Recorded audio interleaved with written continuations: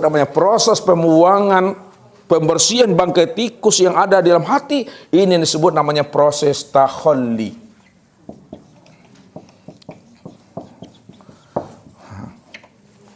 Dibuang bangkai tikus di dalam hati. Buang. Kosongkan diri itu. Ini pertanyaan siapa namanya kemarin? Pertanyaan siapa waktu Zoom meeting? Si Rizky. Bagaimana cara mengosongkan diri Ustadz? Buang bangkai tikus yang ada dalam hati itu. Sifat ujub, takbur, dengki itu. Buang dia, keluarkan dia. Kalau udah terbuang bangkai tikus di dalamnya, barulah zikir kita itu mampu merasakan kehadiran Allah itu pada diri. Ini yang dikatakan oleh Rasul. Likulli say'in sakalatul wa sakalatul qalbi zikrullah. Tiap-tiap sesuatu itu ada alat pembersihnya. Proses pembuangan bangkai tikus di dalam hati ini yang disebut namanya proses takhalli. Kalau sudah terbuang semuanya, maka inilah zikir itu baru kita bisa merasakan kehadiran Allah yang tidak berjarak dengan diri kita ini. Maka palukanlah hati kita itu dengan zikir subhanallah. Palukan zikir itu dengan alhamdulillah, Allahu akbar. La ilaha illallah, Allahu. Ketika itulah Bapak Ibu, muncul kesadaran Tuhan di dalam diri. Barulah kita bisa mengatakan innallaha ma'ana. Itu takhalli. Jadi kalau udah proses takhalli sudah berlangsung, maka baru jalani proses yang kedua. Disebut apa namanya? Tahalli.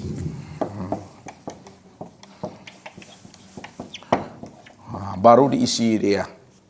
Diisi dia dengan sifat sabar. Diisi dia dengan sifat ikhlas. Diisi dia dengan sifat qanaah. Diisi dia dengan sifat tawadu. Diisi dengan sifat zuhud. Diisi dengan sifat wara. Itu dia, diisi. Kalau udah diisi, insya Allah begitulah kita ini asik bermanja-manja dengan Tuhan. Merasakan kehadiran Allah itu benar-benar wujud dan nyata pada diri kita itu. Makanya Allah katakan, fazkuruni azkurkum. Jika kamu ingat aku selalu ingat akan dirimu, kata Allah. Karena aku tidak pernah meninggalkan dirimu walaupun itu sesaat. Tuh. Ya. Apa kata Allah? Bahwa Allah tidak pernah meninggalkan diri kita ini walaupun sesaat. Ma yakunu min najwa salasatin illa huwa rabi'uhum wala khamsatin illa huwa sadisuhum wala adana min zalika wala aksara illa huwa ma'ahum. Tidak ada di antara kalian yang bertiga saling membuli, saling menggosip, saling merahasiakan satu dengan yang lainnya. Ingatlah kata Allah, yang keempatnya itu aku yang menjadi rahasia dirimu. Wala khamsatin illa huwa sadisuhum. Tidak ada di antara kalian yang berlima saling membuli, saling menggosip, saling merahasiakan satu dengan yang lainnya. Ketahuilah kata Allah, yang keenamnya itu aku yang menjadi rahasia dirimu. Wala adana min zalika wala aksara illa huwa ma'ahum. Tidak ada di antara kalian yang berkelompok-kelompok, yang berjamaah-berjamaah, yang berkumpul-kumpul, baik jumlah yang sedikit maupun jumlah yang banyak. Saling membuli, saling menggosip, saling merahasiakan. Ketahuilah kata Allah, aku tetap hadir selalu beserta dirimu. Di mana ada kamu, situlah nyatanya aku, kata Allah. Karena aku yang menjadi rahasia dirimu, kata Tuhan. Barulah Allah mengatakan itu, wa huwa ma'akum aina ma kuntum. Dianya Allah itu beserta kamu. Di mana saja kamu berada. Itu maksudnya, di mana ada kamu, situlah nyatanya aku menjadi bukti, menjadi dalil dan saksi, menjadi rahasia dirimu, kata Allah. Di kamar kita, ada enggak Allah tuh? Di luar kamar kita ada? Walaupun kita jauh dari suami, ada enggak Allah dekat kita tuh? Walaupun kita jauh daripada bini, ada enggak Allah pada dekat tuh? Kalau ada, insya Allah enggak akan pernah selingkuh itu. Kemana pula perginya nih? Tahu masuk Ustaz tuh? Jangan sok tahu lagi. Itu rahasianya tuh. Kalau hati sudah hadir kepada Allah, insya Allah Bapak Ibu, Hidup kita ini istiqomah itu. Ya, bagaimana kita ini akan mencuri, akan berbuat dosa dan maksiat, sementara Allah betul-betul wujud nyata rahasia diri kita ini. Itu yang mesti dipahami, malu kita dengan Allah tuh. Ya, kalau kita sudah hidup kesadaran Allah itu pada diri ini, ya. Itu maksudnya. Hidupkan asma itu. Hilangkan namanya bangkai-bangkai tikus di dalam diri supaya hidup kesadaran Tuhan di dalam diri itu. Barulah benar dia qulubul mu'min baitullah. Barulah hati ini katakan rumah Allah, tempat kita menerima hidayah dan petunjuk. Makanya Allah katakan apa?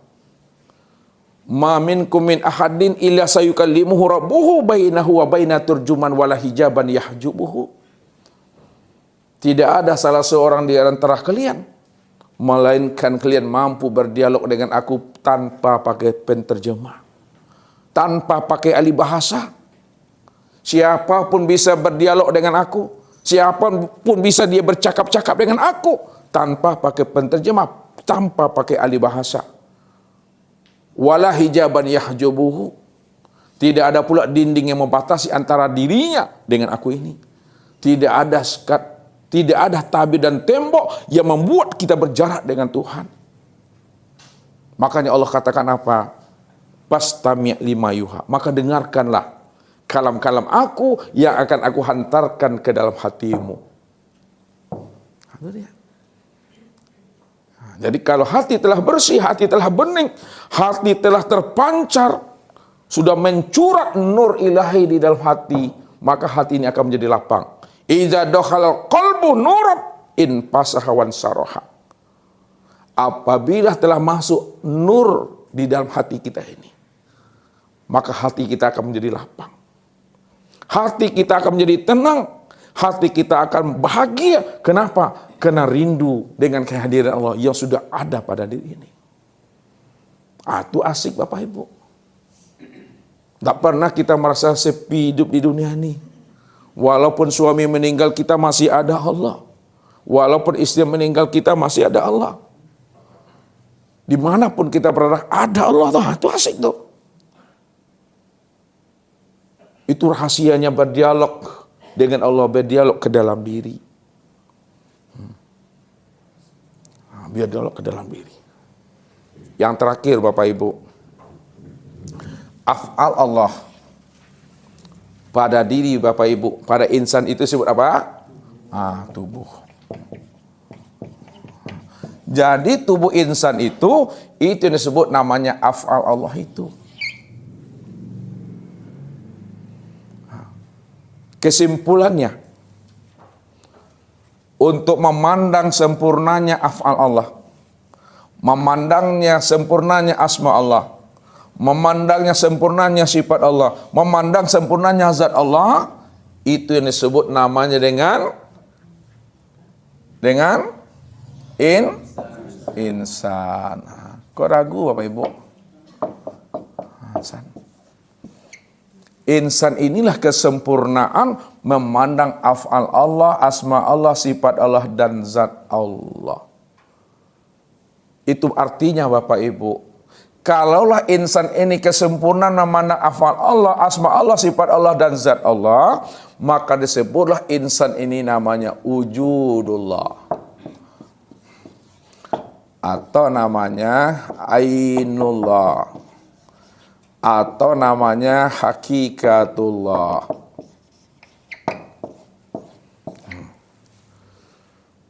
Jadi kita menjelaskannya secara sifat.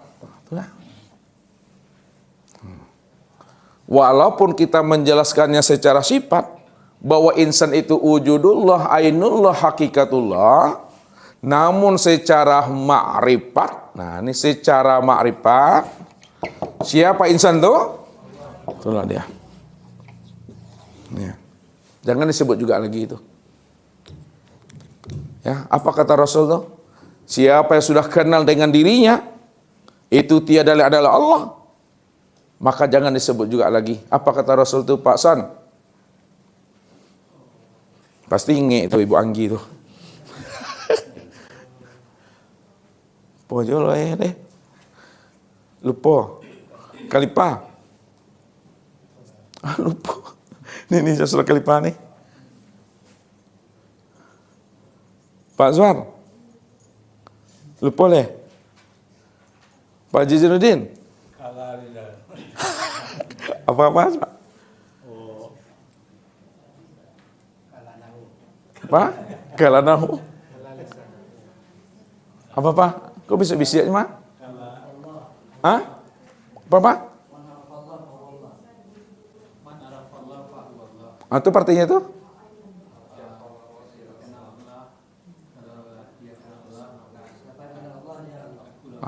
Tadi yang saya bilang apa?